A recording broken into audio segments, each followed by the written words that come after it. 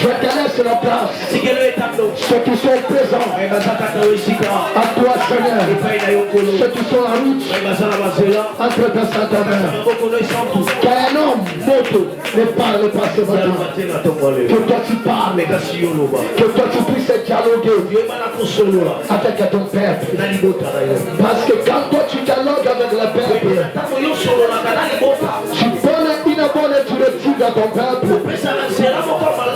Quand toi tu dialogues avec le peuple, tu prends soin d'eux. Je bénis ton nom. Reçois mon offrande d'adoration. Et fais-moi grâce de conquérir cette année. Et au nom de Jésus. Amen. Je répète encore que Dieu vous bénisse. Jusque-là, tu n'es pas encore ici. Je dis que Dieu vous bénisse. Je dis encore que Dieu vous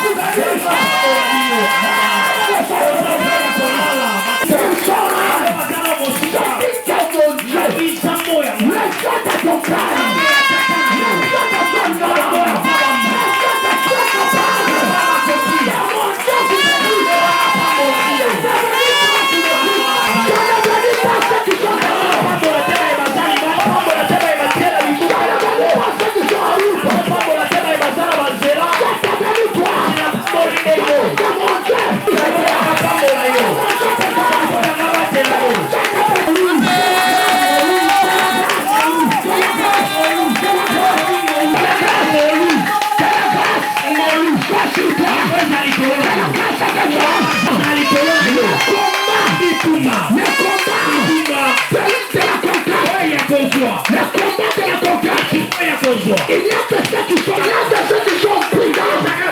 Il y a ceux qui sont prudents. Ceux qui sont prêts. Tu peux conquérir. En écoutant la parole de Dieu. Tu peux conquérir. En écoutant la parole de Dieu. Il a conquéri. Parce que Moïse, il a déclaré.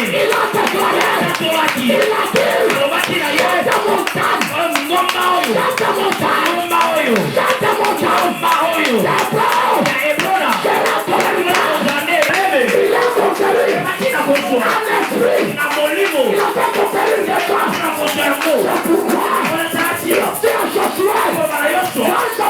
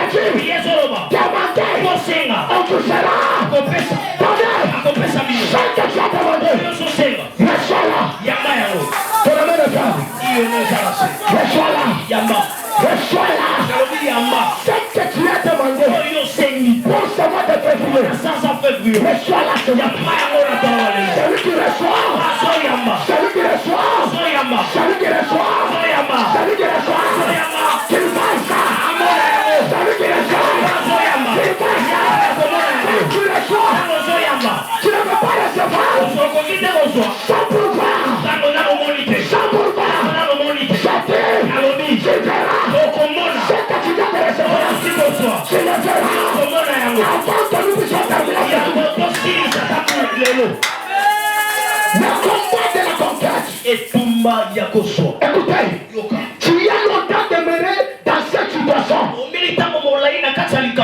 Le temps est arrivé de quitter.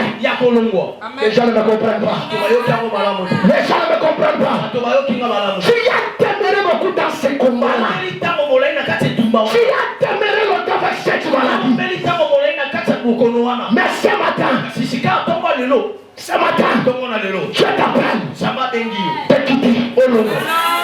Les gens ne me comprennent pas. Les gens ne me comprennent pas. Lisez Deutéronome chapitre 1, le verset 6. Nous lisons au nom du Seigneur. L'Éternel notre Dieu. L'Éternel notre Dieu Nous a parlé. À Horeb. C'est de mener dans cette. Tournez-vous. Et partez. Allez à la montagne des Amoréens. Amen. C'était là. Est-ce que tu peux acclamer la parole? Tu peux acclamer la parole. Je t'avais dit, cette année, c'est une année de temps. En marchant quelque temps, ils se sont fatigués. Ils sont allés dans sa montagne qu'on appelait Horeb. Mais Dieu, quand il regardait Israël, il ne voyait pas Israël dans cette montagne. Il y a des gens ce matin, quand Dieu te regarde, Dieu ne te voit pas dans cette situation-là. Quand Dieu te regarde, Dieu ne te voit pas avec cette maladie-là. Beaucoup de gens souffrent sans pour autant que Dieu connaît ça. Amen. Beaucoup de gens, ils sont dans le chômage. Mais selon Dieu, quand Dieu le regarde, il ne va travailler. Tout ce qui t'arrive ne vient pas de Dieu. Tout ce qui t'arrive, Dieu ne connaît pas ça. Il y a des situations. Israël, Dieu le voyait en Canaan. Israël, Dieu le voyait en train de conquérir. Mais pour Israël, ils sont allés demeurer. Tu demeures où? Tu demeures avec quoi? Tu demeures avec qui? Il y a des gens qui demeurent avec l'esprit de Zélois. Il y a des gens qui demeurent avec des maladies. Ils se sont associés avec des maladies. Il dit, c'est mon maladie. Laisse-moi te dire, toi, tu es de Dieu. Tu es de Dieu. Tu n'as pas créé les maladies. Laisse-moi te dire, les maladies, ça ne vient pas de Dieu. Amen. Il y a des gens. Est-ce que c'est que tu vis? Est-ce que c'est la volonté de Dieu? Pose la question. Est-ce que c'est que toi tu vis? Est-ce que c'est la volonté de Dieu? Qu'est-ce que Dieu gagne quand toi tu souffres? Qu'est-ce que Dieu gagne quand toi tu perds? Je répète encore. Dieu ne répond pas quand tu perds. Dieu n'a pas pitié de toi parce que tu es en train de plaider. Dieu a besoin de celui qui crie vers lui.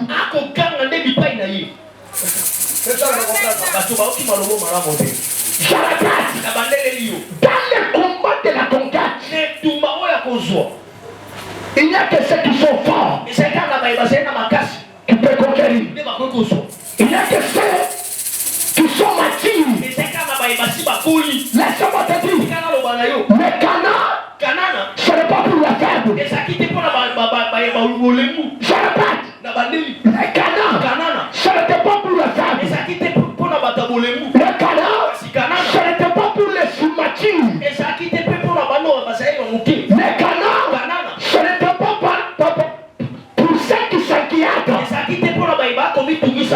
Mais les canards étaient destinés aux hommes forts.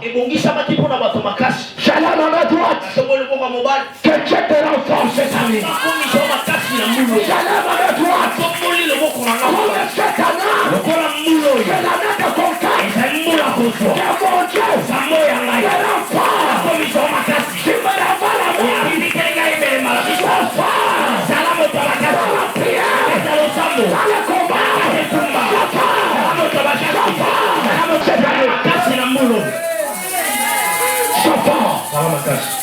Demeurer sur la montagne d'oreille.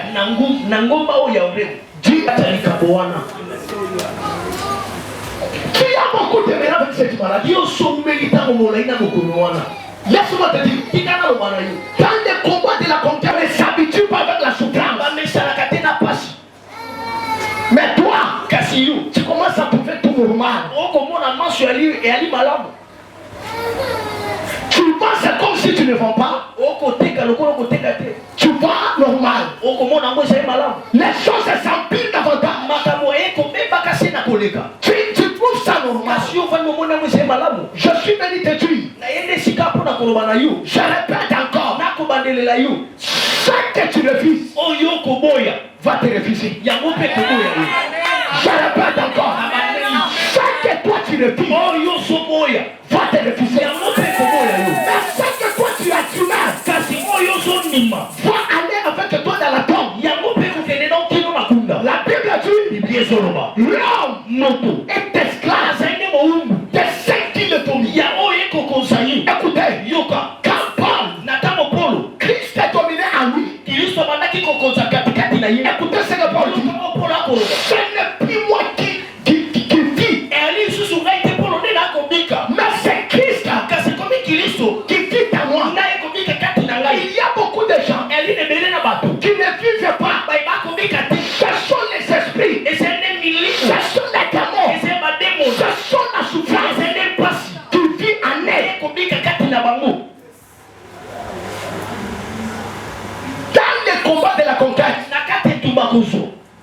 ce qui vit en toi, c'est ce qui va prendre ta place. Et ça ne me comprend pas. Je répète encore. Dans les combats de la conquête, sur le monde des esprits, si ce qui domine en toi, c'est ce qui prendra ta place. C'est ce qui prendra ton mariage. C'est ce qui prendra ta bénédiction. Ce qui vit en toi. Je te pose la question. Quel esprit qui vit en toi? Quel esprit qui te domine? Israël, il était dominé par l'esprit de Fénard. Esprit de Fénard.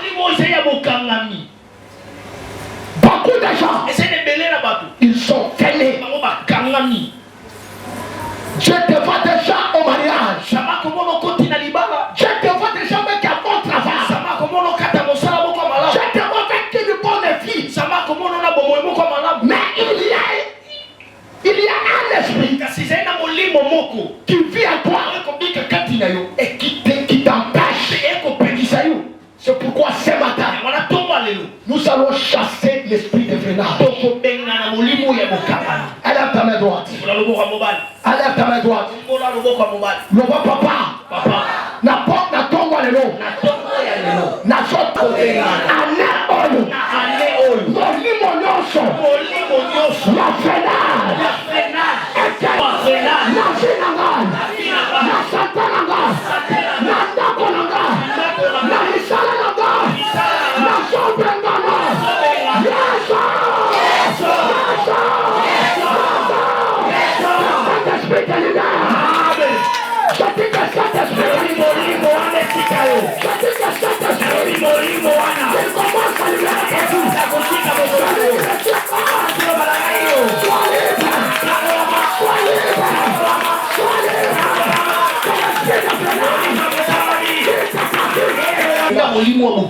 beaucoup de gens, c'est cet esprit qui est là-bas. Si tu es dominé par l'esprit de freinage, tu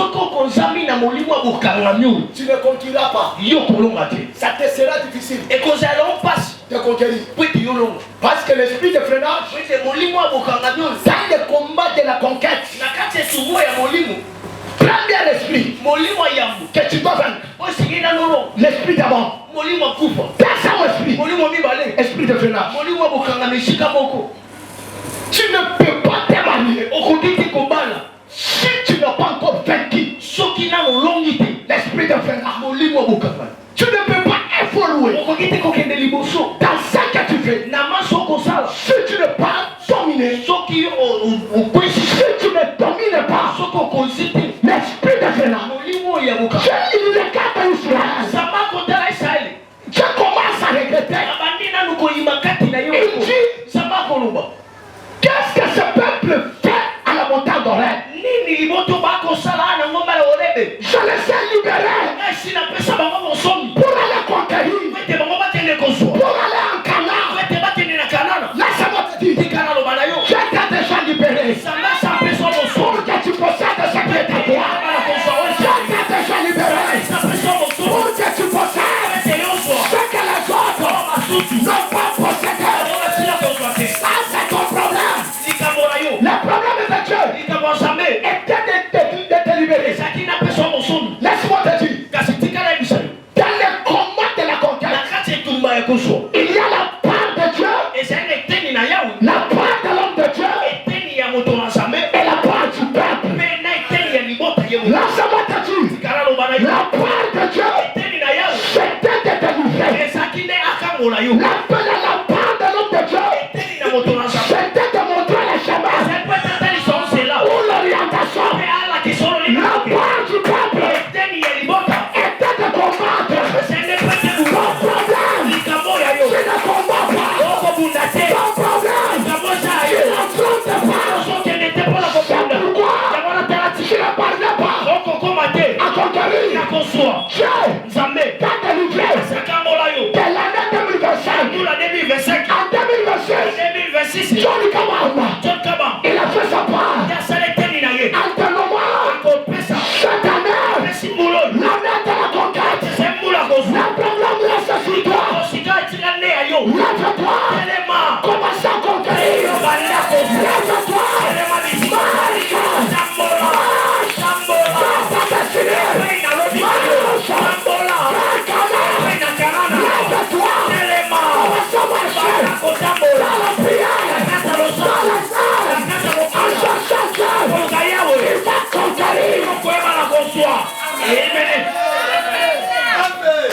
Moi j'ai donné la pensée de l'année.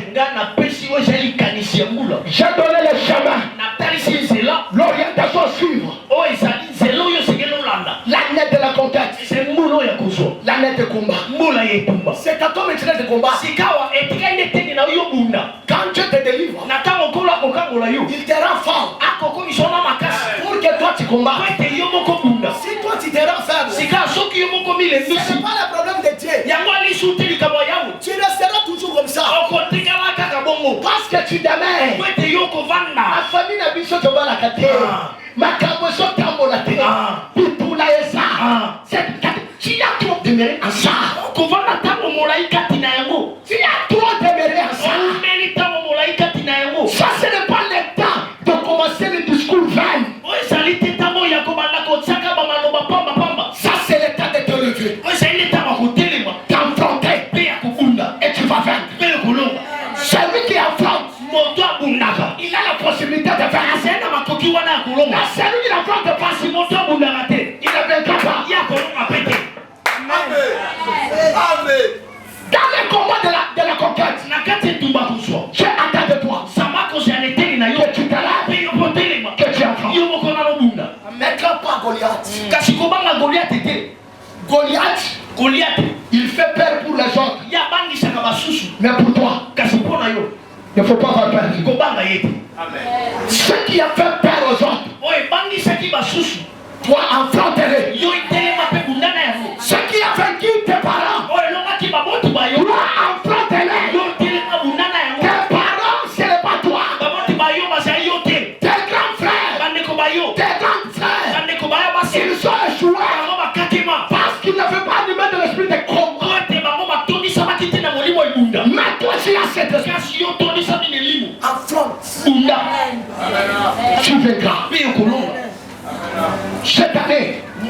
celui qui se lèvera pour affronter, il verra.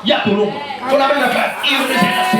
Je dis, tout celui qui prendra conscience que je dois affronter les combats de ma famille, je dois affronter le chômage, je dois demeurer dans le chômage, je dois demeurer avec cette situation.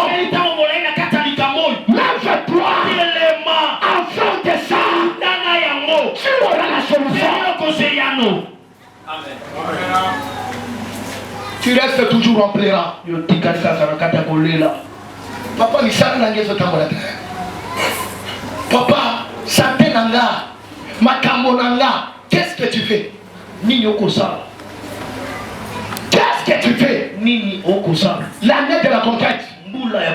On était ici des semaines. Toi, tu es venu, tu as participé combien de jours?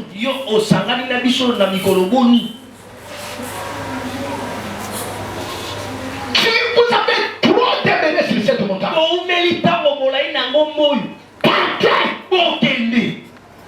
J'adresse à une personne.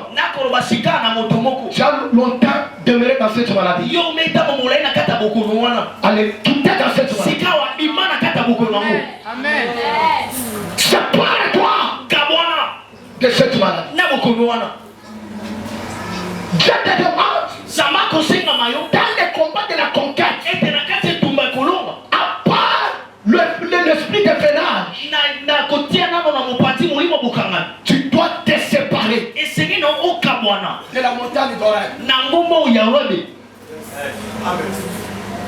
Tu dois te séparer avec la montagne d'Oreb.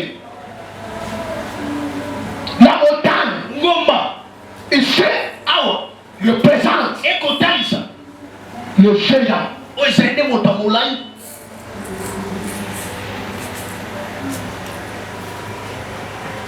Les géants, le combat de la conquête, ce n'est pas facile. Il n'y a que ceux qui ont la conscience de la situation. Ceux qui ont la conscience d'affronter. Le temps d'affronter, toi tu es devant la télévision. Le temps d'affronter, toi tu es dans le futurité. Le temps d'affronter, toi tu as toujours dans les problèmes des gens. Tu as longtemps demeuré ensemble. Tu as longtemps demeuré ensemble. Au lieu de prier, je essaie de maman wanasali, papa wanasali, talaye kuna, c'est ce qui te bloque toi. Tu as longtemps demeuré ensemble. Tu as longtemps demeuré ensemble. C'est ce qui te freine. C'est ce qui te bloque. Sépare-toi de tout ça. Écoutez, Dieu dit à Abraham, va-t'en de ton pays, quitte ta patrie, laisse-moi te dire, quitte la mauvaise personne, quitte la compagnie, la mauvaise compagnie, sépare-toi de la mauvaise compagnie. Ce sont les gens qui te bloquent. La Bible dit, errez l'homme qui ne marche pas selon les conseils et selon la voie de mon Père. Tu as demeuré longtemps. Amen, papa. Tu as longtemps demeuré dans ma sang. Et c'est là ma sœur ou ma frère. Depuis ma soeur, ma soeur tout à l'heure, mais ma sang va t'écarter. Tu as beaucoup demeuré ensemble. Amen. Kotonga bato. Kakayo. Tu as longtemps demeuré ensemble. Comment tu vas conquérir? Quand tu te regardes, il te voit sur la montagne de ton rêve. Et pourtant les pensées de Dieu étaient de te voir en Canaan. Mais quand il te regarde, même Dieu plaît. Il t'a envoûté. Il t'a ensorcelé.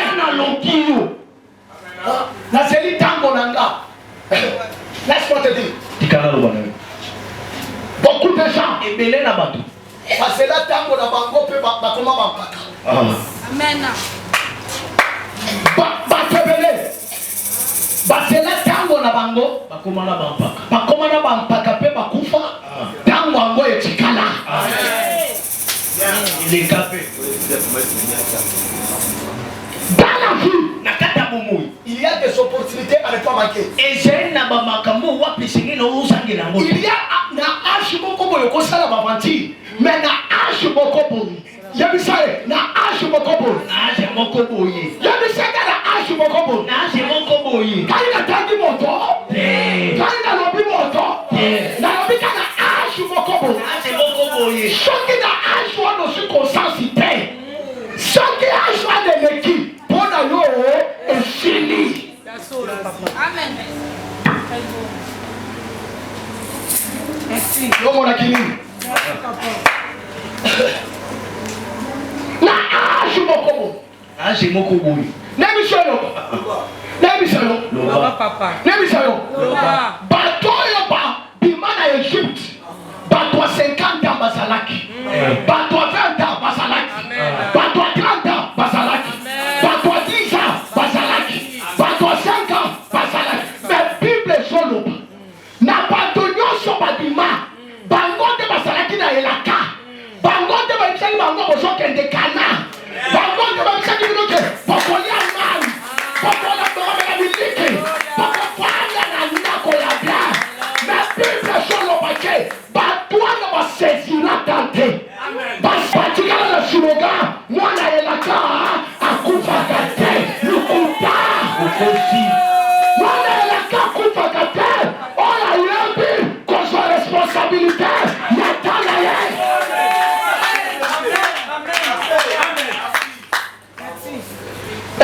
Mwana elaka akufa kate. Ataba tutie na mutuka. Akufa te. Ataba cholie poisson. Osota mola ndenge ili pokufa te. Kindumba kakayo. Songi kakayo. Kimoyibi kakayo. Kopitanisa watomitu kakayo. Mwana elaka akufa kate. Mwana elaka akufa kate. Ataba tutie na mutuka. Lukuta. Soki batu. Kende kaka. Otanga para boulevard. Batu kala mutuka akufa te. Parmi sa peuple, Nakati na bateau. il n'y a quelques personnes qui ont hérité. Des besoins de doula. Bible solo. N'a pas 5 ans. Bakufa. Parce que la Bible dit parmi bateau bakote kana. Kaka bateau belé de basalaki koleka 40 ans. Mais ba onyo so basalaki na seya. Parce que Bible dit que basali na désert kolongo na Égypte tikana basali 40 ans. Génération mobimwana bakufa. Bano ya bango baboti. Na désert. John Gababa na zobota. Amen. John Gababa na zobota. Gai na zobota. Gai na kokufa te. Na kobota. Na bota. Na boti ba Emmanuel. Ba Emmanuel ba kama bota ba. Gai na komona 5e génération. Gai na za. Parmi ba kama kokufa na désert. Amen. Zosa parmi. Kama kokufa na sala 40 te. Amen. Sasa na kokampa.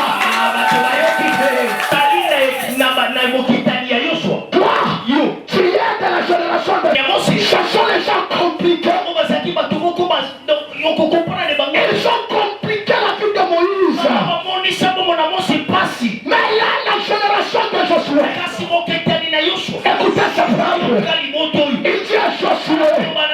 Josué, veille. Que l'Éternel soit avec toi. Mais nous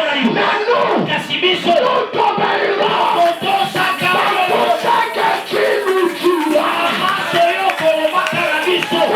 Génération de Josué, la génération de ceux qui obéissent la parole. La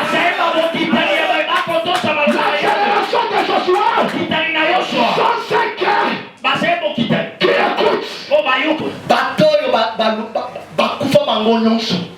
Na bawe bango en Égypte na 5 ans. Bakufa. Yaya, kono bakoza mwana te. Hein? Sasa na mwana. Mwana kosala makambo yo sala te. Mwana ako répondre maman na ende ko répondre à ete. Mwana ko iba mbongo yo iba te. Mwana ko sala makambo sala kate. Sache que tout ce que tu fais sur la terre, marche aux ça a na mabele. Il y a la récompense. Et j'ai dans les foot à rien. Amen. Tout ça fait longtemps de me ça. Bon milita momolaika. Cette année, Mouloyo changé. Bon wanana. Tu as longtemps demeuré na kotika na yeka tilango. Les absences à l'église. Ozangi netelesa. Toi tu viens toujours à l'état. Fais ça la table que maman il faut à changer la yé. Que cette année soit ton année. Ah, amen. Il y a beaucoup de mélange. Oh, milita momolaina yango. Makambo ya moto saluer le côté. Okagene quelqu'un ne lui parle pas. Comment on s'ouvre que il y a beaucoup de mélange. Oh, meli. Okutima tomaso sur la makambo na bango. Et tu kali ayo. Ndio moli bango boy. Pastor mama be ponanga. Yebisai o meli makasi na biloko. Patomaso sabela l'église. Yekuna asotonga batu. Tu y a beaucoup de mélange. Yebisai quitter. Longwa. Yebisai quitter dans ça. Longwa. Tu ne peux pas conquérir. Si tu continues à demeurer en ça,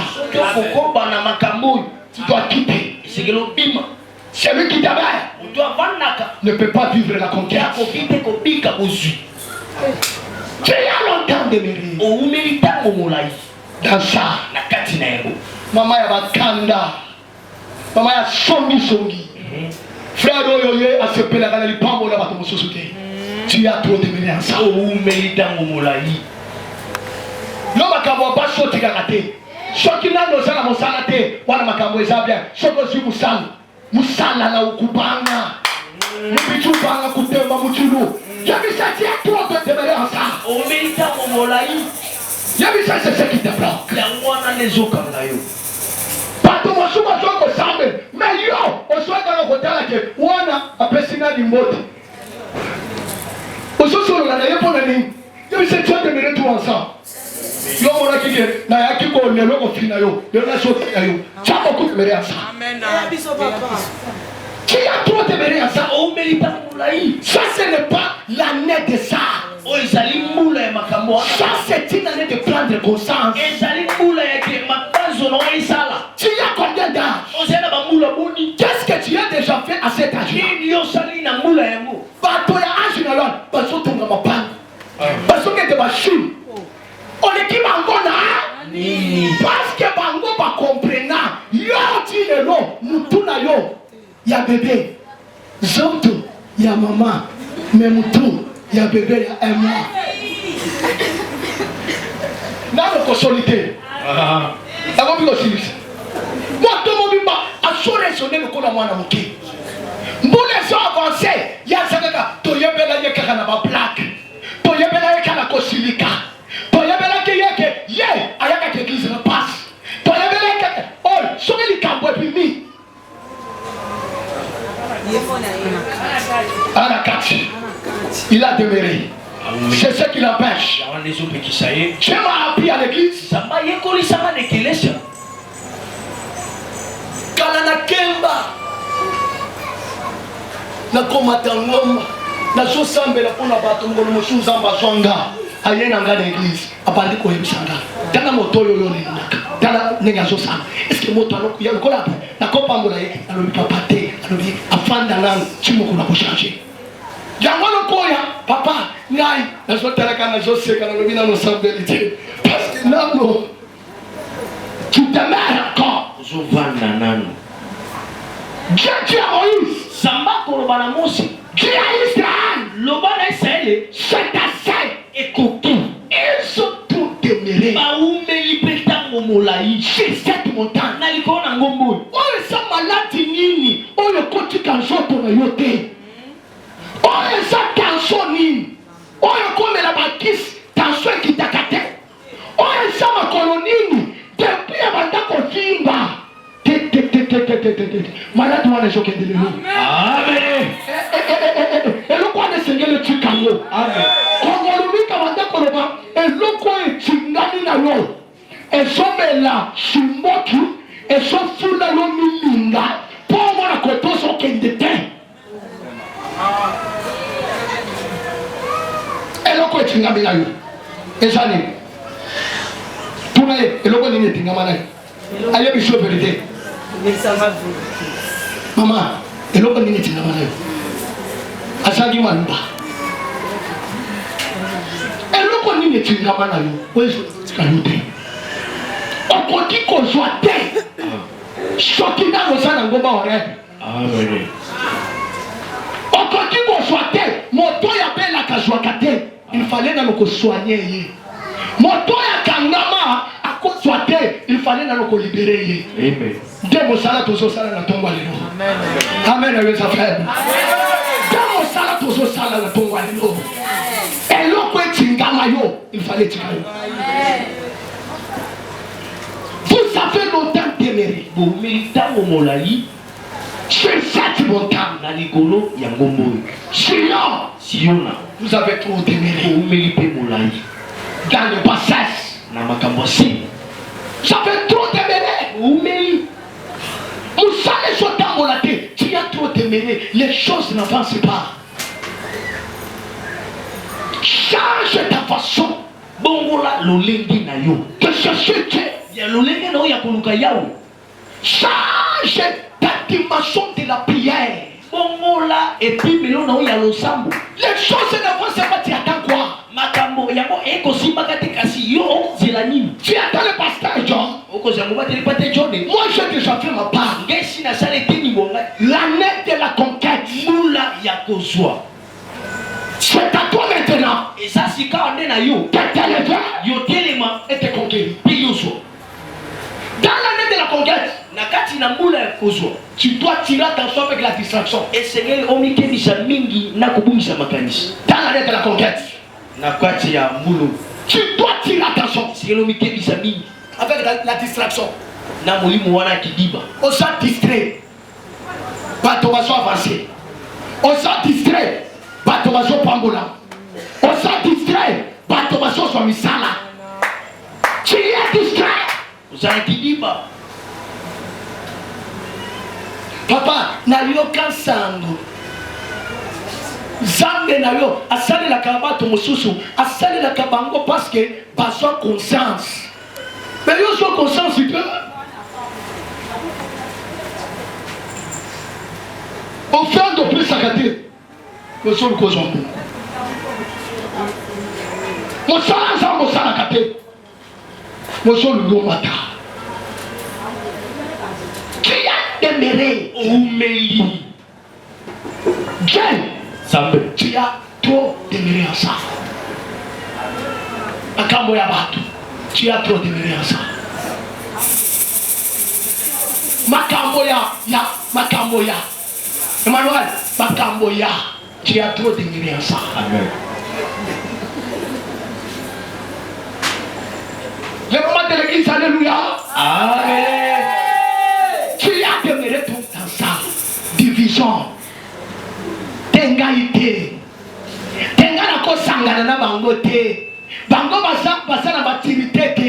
Mais yo moto maturité. O ko ko pesa bango maturité te. Maman, alléluia. Amen. Maman, si alléluia. Bango basa na maturité te. Conseil à couper sangate, yo moto ça la conseil, yo moto ça la maturité, y a pas rejoindre biso bateau to ça la maturité, à partir de là yo, pour sa maturité. Tonga.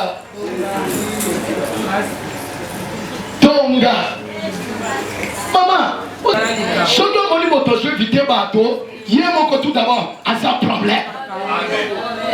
Yo moko yebisa yo moko sa problème. Yo moko sa problème. Yo moko sa problème. D'ailleurs yo moko tout d'abord sa problème. Yango wana mi yebike qui est problématique. Yango no mi benti.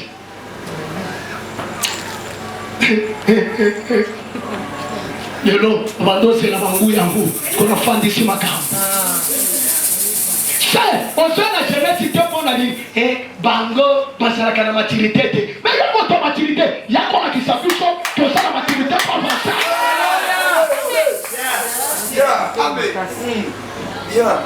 Et le comme madame ko bongi sa biloko mabe. Kaka biloko mabe nde bebi sa biloko madame te. One is a faux principe. Quand Johnny Gaba sur la commune en place, ma beza, la composé ma lame nanga est dominée. D'accord, conseil pour son savoir là, non. Na l'église, c'est ça la bateau ma lame, la bateau ma paix. Bateau ma lame, il fallait pas ça la réforme. Il y a qu'au bon de l'Issa, bateau ma paix, le thème. Et non, bateau ma lame, pas comme vous dites ça, bateau ma paix, pas de ma l'église. Ça, c'est quoi ça? Ça, c'est quoi? Oui, ça, c'est quoi ça l'église? Ça, c'est quoi ça l'intercession? Ça, c'est quoi ça au protocole? Il y a ça, motomapé, yété, yéfala kende. Papa, tu as ta son allié. On me dit que yé a côté le poisson, à sa traite. Mais tu peux changer ton pays, à changer. L'église, ce n'est pas pour les bonnes personnes. Jésus est venu pour la mauvaise personne. Pour qu'il change. C'est tout. Pour que ta salle change. Tu es sauvé. Pour sauver. Tu as dit tu as été guéri. Pour le guérir. Toi tu as été sauvé. Tu as tout sauvé les autres.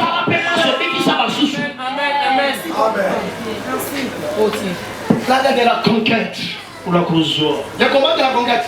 La côté en votre suffisamment. Il y a des choses à parler.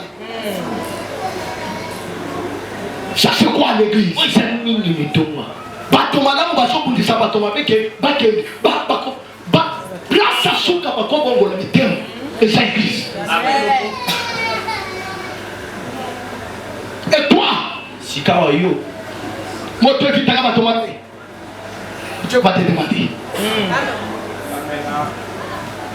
Alléluia. Et ça na bateau to ko inviter na bateau to ko inviter. Et ça na moto musu soyez invité. Zamba zuye acheye pembeni na yo pour à travers ma conseil na yo ayeba oyeba. Amen.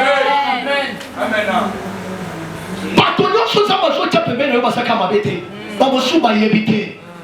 Na famille, papa na maman bakufa akola fi ya bongo. Ayebi façon ba vivre dans la société. Quand il vient à l'église, comment on va dire asamwa na mabe yo kaka asamwa na mabe. Est-ce que yo samalam? Yo samalam. Yo kaka mwana mabe. Yaka. Mwana babi abebisa bana bato. Ko soka salaki mwana na yo. Est-ce que ko banda ko bandengo solo bakona ye? Tunanango. Kotamona ne yo monite kakomi ko jenda. Kana wala kamona ni ke kakomi ko yeba mipango. Est-ce que mwana na yo tangwa jenda? Est-ce que ko ndo pasa sana? Tunanango. Makilisa mungu ponda. Nini? Yangwana ndo baka Yesu aya. Toke kaka. Alléluia. Biso papa. Yes. Okolinga bana bato lokolo lingi bana na yote pona. Vraiment. La conquérir. Amen. De la conquête. Je souhaite plus. Na motem oya. Israël tu as longtemps demeuré en ça. Israël au milita au molai na kata makambo. Bipona na l'église. Kaina ko fanda na oyote. Gana ko tamora na oyote. Na tuna yo. Moto yo kangama na ye. Makamoni na ibisa yo. Depuis aya na vie na yo. Nini ya malamu apporta. Bozo avancer ou bozo reculer. Amen. Bato ba di mamoni wa baso la kisa. Buzoto. Bango di esaka ka ngoma muke. Mulimo bakangami na maboto. Yo paye. Ce qui m'a dit, moi, ça pète. Yo paye, tunananu, papa. Yo me kangaka. Kanga ya mape. Donc, ya malamu yo se sala maka. Yo kangaka ya mote. Yo kangake. Papa beti bordi. Papa banda poter mikolo na putas. Mais le long a beti bordi. Bordi ni pas la tête yo koti. Bimina Sige. Parce que la kisake, bango mikolo nde bakoya komata. Yaya, ton matino zako kita. Yo fais ça les formes mata. Yo fais ça les formes lui kangayo. Et ça fait le cas. Yo la sina wolo le gata. Alléluia au sang. Asina wolo. Asina wolo le gata alléluia au sang. Yo tala kama nishozo etabo.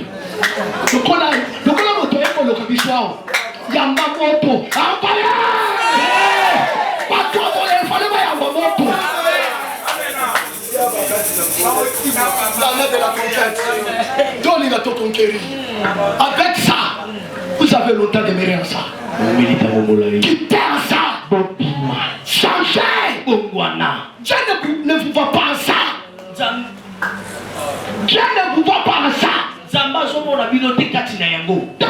cette année, change ta position, Dieu changera ta situation. Change ta façon d'être, Dieu va t'accompagner à conquérir ce qui est en toi.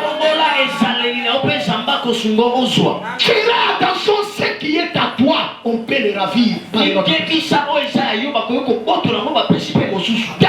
à la reine Vasti, celui qui règne sur Babylone.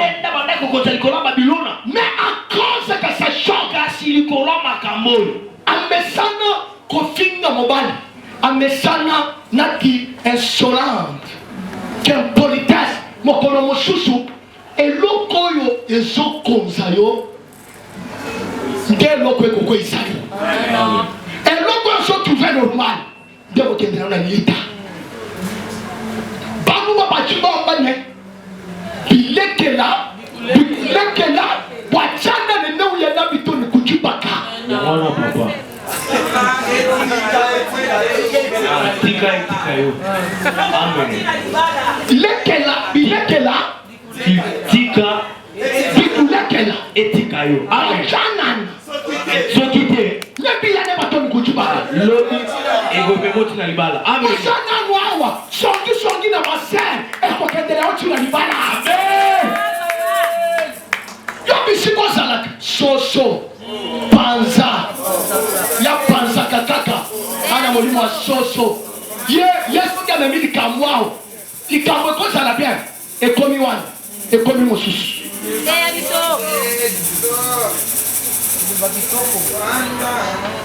Que bateau le monaka, basalaka très gentil. Ce qu'elle dit qu'on le bolobi, on a l'ingakanga, de bateau ma paix. Ba traître. Bizé agita. Quand la moto pour misaka yote, ça fait la moto et misaka yote. Amen. Amen. Yo moniteke, Johnny Gama ma comprena yo. Tango nga kana makambo aba. Oye biteke na comprena yo. La banda ko no bakali susuke. Oye nga lobi, merci maman, que Dieu te bénisse. O celui qui la kobenga motwani, o kozela trop, o kobenga yete. Yo biteke na comprena yo ke, yo bise papa comprena yo. Sosola yo. Na comprena yo. Emmanuel, na comprena yo déjà. Amen. Dieu, na comprena yo. Amen. Maman Christine, na comprena yo. Frère Sajika, na comprena nga yo. Ya mwana oya te na sirika ga lisusu te. Oya l'église oya te na sirika ga lisusu. Parce que na comprena nga yo. Na comprena yo ko za moto. Amen. Alléluia. Asala bisalela. Yebita bisalela. Na comprena yo ta problème ça to ka ngisaka bato kelemi pamba. Atala no sali angolo bela kanga lisusu. La comprena. Problème na yo comprendre ye. Comprendre ye, on peut vivre na ye bien. Problème na yo comprendre ye te. Yamba no so silika. Papa alobi akangisika kelemi otambola na elongi na ye te. On comprend déjà. On peut s'emboter à vivre dans matama. On peut se faire 3 fois. Va passer là où c'est tika. Parce qu'on comprend déjà. On comprend que ça va tomber. On comprend que nous sommes là et ça lui confond bateau. La camon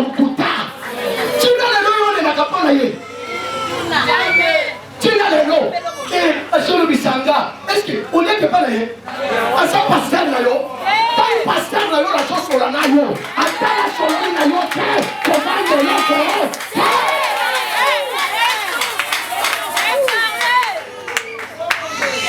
Vous comprenez la yo? Ça me comprendre Israël et nous avons Beli. Nous avons dit que Cana. Je me sais Cana. Je me sais Yaya Cana. Cana. La moutou est sa Cana. Biloko no so ya pamba. Biloko est so bloqué yo pamba. Je suis avancé. Yaya, on sort la distraction. Je suis salamini. Avancé. On est à Koluka Mosal. Yo Tigaligaka. Misala nini bazosala. Misala ya salité. Misala salité mais à sali yo de moto liboso okopesa na momote. 50,000 francs. Mais yo ba di misala ça ya. Salité. Ko ya salité okomi ko tena. J'approche bien. Je peux m'arrêter. Des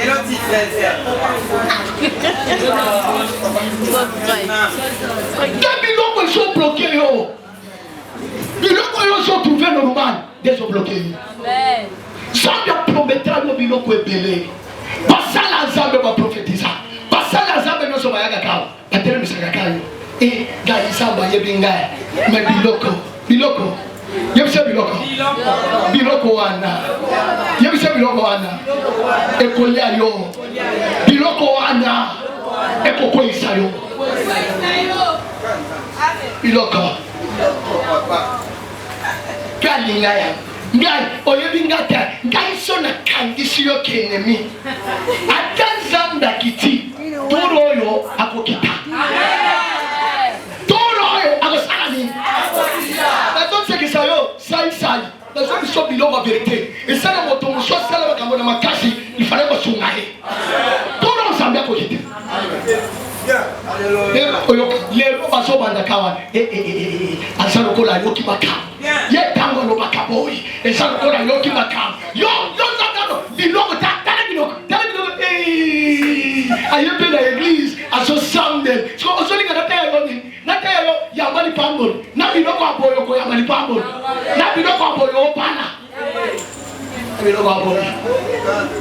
Basar Nabilo, Fanta Ramangate Sigamote, Osoko Kakosporte Bangote, Kakatango Bakobana, na famille Lokola Yabiso. Papa Nabiso Bota Biso 50. Sko, Ban Tobotaban, Nabarasko, Oyen la famille one. Sko, maîtriser Batonos one. Vous savez trop demeurer ensemble. On mérite un année changer. On mérite que look et changer. Changer. Quand ça la modérateur, on peut la valuter. Dans la soupe Kangaba, n'a pas changé la Kimbo. Changer. Qui a trop demeurer ensemble? Dès au moment la modérateur a dit lobby. La trop de ménage. Oh, papa n'a dit ça, c'est un prophète. Yo, monité ce qui a papa n'a dit. Yo, au coin de ma camozamba ici. Est-ce que on zamba ici là de ma camozamba ici?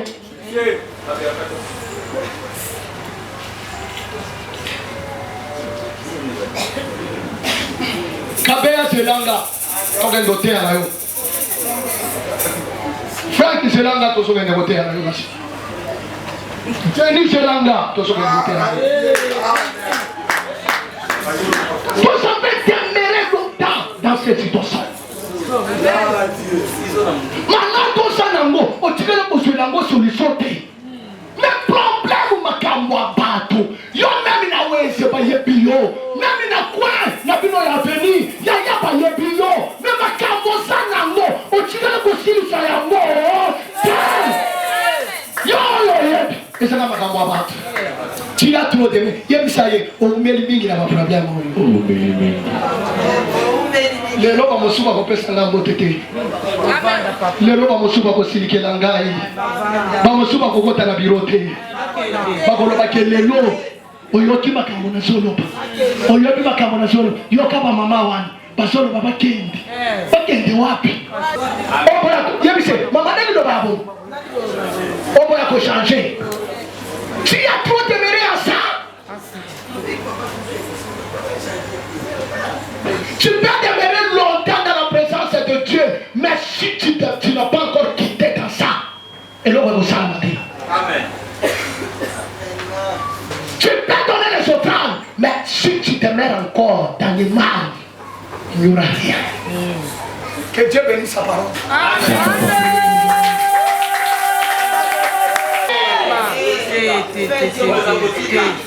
La première conscience. Papa, faites au Zika.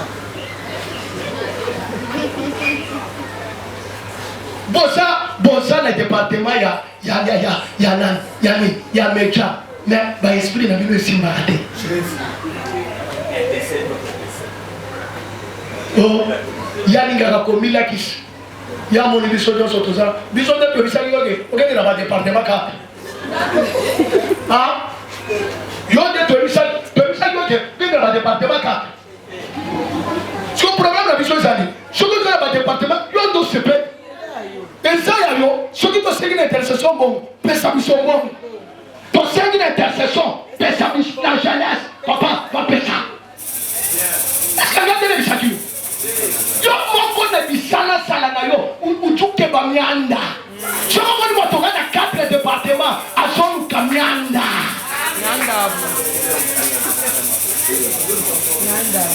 Yo moko na modérateur. Yo moko na écoute. Yo moko na comité ya nani ya jeunesse. Yo moko na intercession. Yo moko na protocole. Non, non, non. Attends, passer là. Nous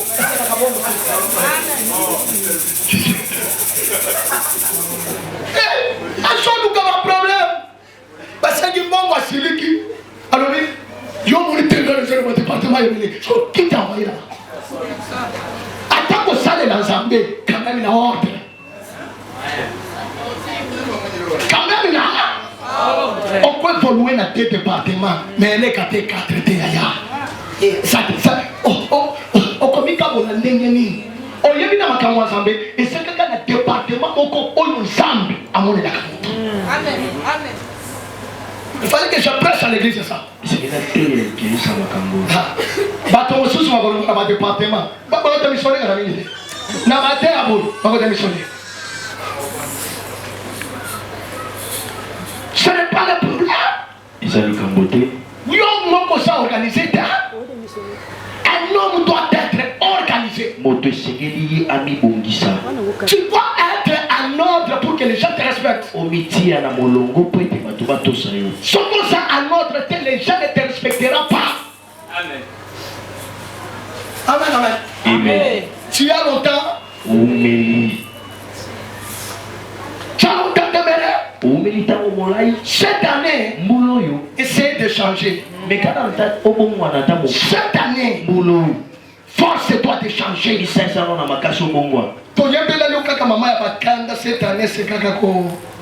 c'est c'est c'est ça la maman mon corps. Soit la monnaie comme mis sa cadeau. La lobby me mon bandi.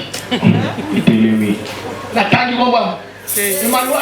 La tangi combat. Soit la suite à sa cadeau. Oyebi épée. Oyebi. Ah, na place à Outak. Oyebi.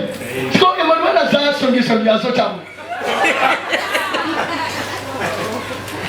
Soka ça la sac à dos à ça normal. Mais ceux qui quand la monnaie la sac à dos na Robinson et Indi. Milibu telemi. Et telemi à ça. Y'a ça maman on a changé. Changé maman. C'est pas y'a y'a changé. Changé. Amen. Changé. Cette année, Dieu nous appelle à changer pour qu'on guérisse. Dieu nous appelle à changer. Obliga qui nous sommes montés cette fois-ci aimer la prière. Amen. On va d'abord à l'église quand on dimanche. Cette fois-ci, force-toi à venir à l'église tous les jours. Change-toi.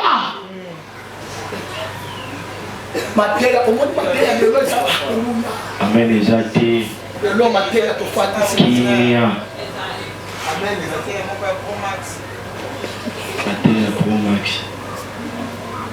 Vous avez longtemps demeurer à ça.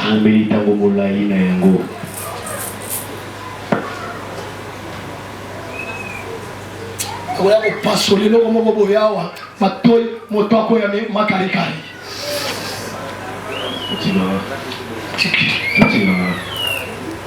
moi si pour pas respecter tu dois te respecter. Amen.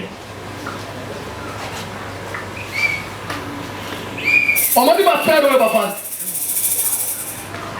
sur 100% ma frère 98% ça va continuer.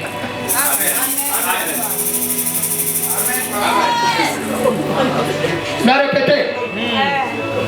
En tant que sur 100%, 98 va tirer. Ce que c'est laissé faire aujourd'hui, pour ça que l'église, moi, sa frère, à quoi qui s'est eu, sa frère. À quoi qui s'est eu, qui a sa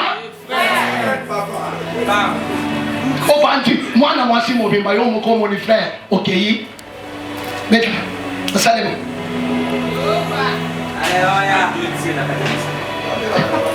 Moi, c'est.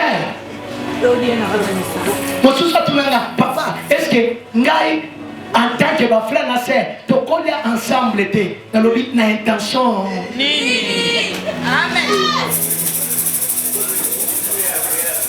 L'intention, yo n'andege la yebeli. Yo n'andege la yebeli. Yo na yebi aussi. Il y a ce chinara, mon frère. Matita pété.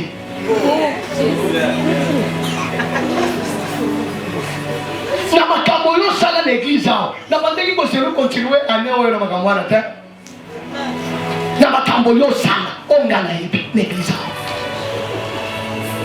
on m'a dit qu'on fasse gina on va le soir même mais ça va nous mo susu o sala o telo lobité na makambo na sala na façon réputation na ngai kenda te na ko sala ngoli susu te papa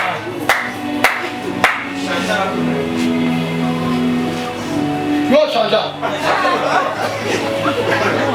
totika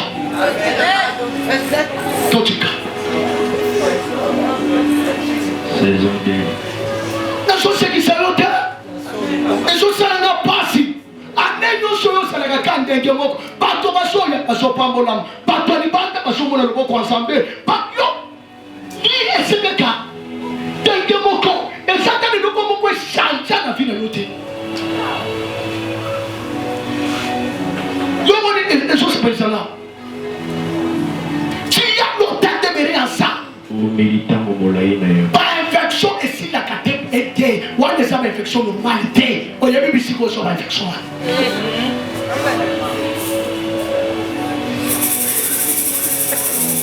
ah papa quand ce que semble l'ingamba inde na yoka bien eh pourquoi tu l'as fait que papa a ouessé papé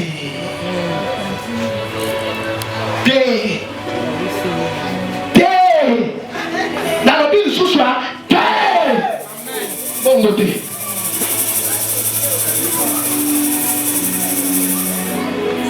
Yasuka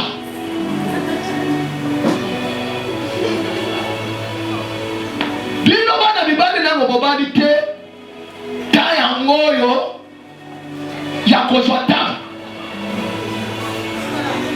na lobi taya ngoyo ya kobserve kopona mbala moko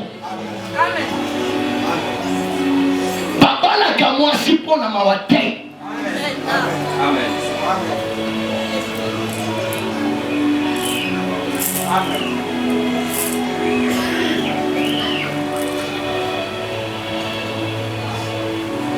atiki samba pambola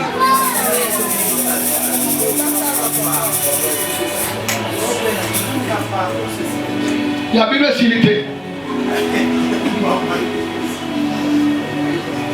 Amen, amen. Amen, amen. Amen. Moi, nana yo akole kayo papa mutu te.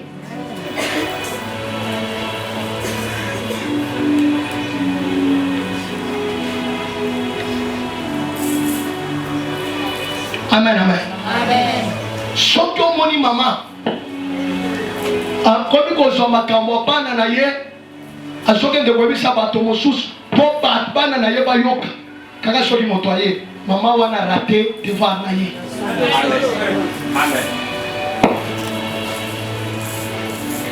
Moi nonga na poti. Ale kanga moto. Moi nonga na poti. Moboti mobimba. Asa ndako mwana ko kende ayebi kote mwana zalaka te. Akoya même atase rohe. Il n'a pas ça la tel jour libanda parce que ça ya mobali. Qui t'a dit ça? Nandako yanga. Parce que tu vas ngo normal à nobi asakoli. Akoli nandako nanga. Amen, amen. Amen. Vous avez longtemps demeuré? Tu as trop demeuré en ça, quitter. Je vous demande de quitter. Ça c'est l'année de la conquête. Ça, Dieu m'a promis qu'il te bénira. Beaucoup de choses dans cette année. Ils auront des grandes choses. Beaucoup de gens dans cette année. Ils auront l'argent. Beaucoup de gens dans cette année. Ils auront de bons travail. Parmi ceux qui auront de bons travail, toi tu es. Mais Dieu vous demande de changer, de quitter dans ce qui vous est donné. Dieu vous demande de quitter dans la bassesse. Makamwasese Banirmi Ba émotion. Dieu vous demande de quitter dans sa base.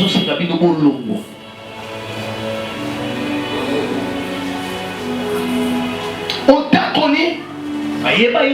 Si quelqu'un te fait quelque chose, tu te fâches et tu prends la distance. Mais cette fois-ci, quelqu'un te fait du mal. Au lieu qu'il te va fâcher, il te va encore se rapprocher de lui. Tu dis tu es ma sœur. Tu es mon frère. Ce que tu avais fait, ça m'a fait beaucoup toucher. Ne le répète pas. Je t'aime. Continuons le chemin. C'est ce que Dieu attend de toi. Que Dieu bénisse sa parole. Prends ta main droite. Dépose ça sur ton cœur. Tu as Dieu. Change-moi. Dans cette année. Tu m'appelles à conquérir. Comment je vais conquérir tandis que je suis encore dans cette chose?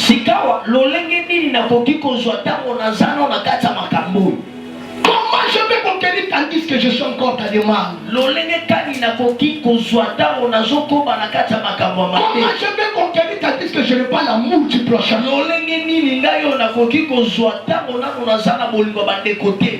Comment je peux conquérir tandis que mon corps propre, tandis que mon corps propre, je n'ai pas encore vaincu les désirs. Tu ne peux pas conquérir si tu n'as pas changé. Dieu, il a appelé Israël au changement, aux séparations, au déplacement. Vous avez assez déméré. Quittez, partez, continuez. Dis à Dieu, change-moi, enlève le mal. J'ai longtemps demeuré dans le mal. J'ai longtemps demeuré avec cette maladie. Sépare-moi avec cette maladie. Sépare-moi. Si vous écoutez ma parole, n'abusez pas vos cœurs. Tu as écouté la parole. Tu te connais bien. Mets la parole en face de toi. Mets la parole en face de toi. Mets la parole en face de toi. Tu demeures où? Qu'est-ce qui te domine? En 2025, pourquoi tu n'as pas eu? En 2025, pourquoi tu t'es pas là? Ce que tu as cherché, tandis qu'à la chance, tu as envoyé ça. La Bible dit, celui qui craint le vouloir à la fin, celui qui chante les terres. Mon cœur, qui se lève parmi mes frères, qui m'empêche Jésus d'être leur serviteur. Les égoïstes dans mon cœur, mais remplis du souci.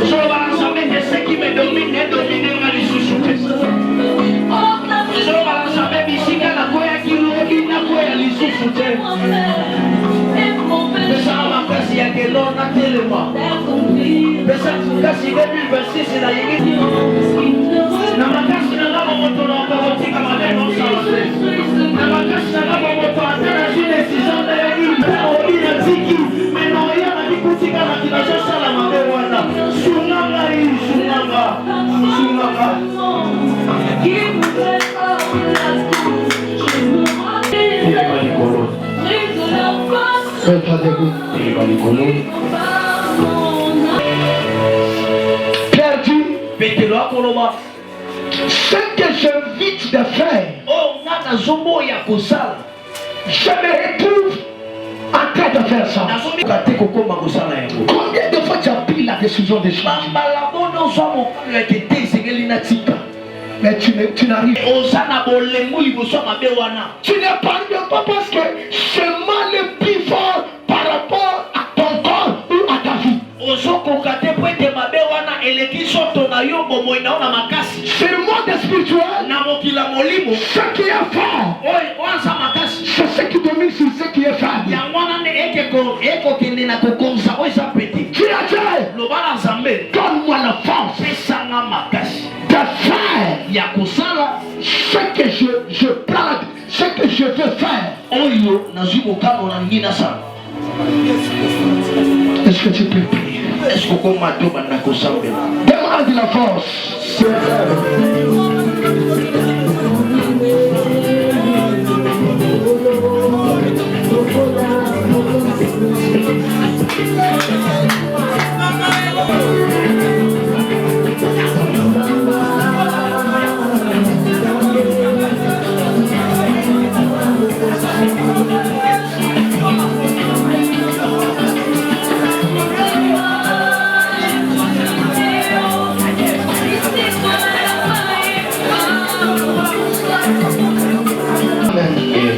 Je vais te poser au-dessus de la chaîne.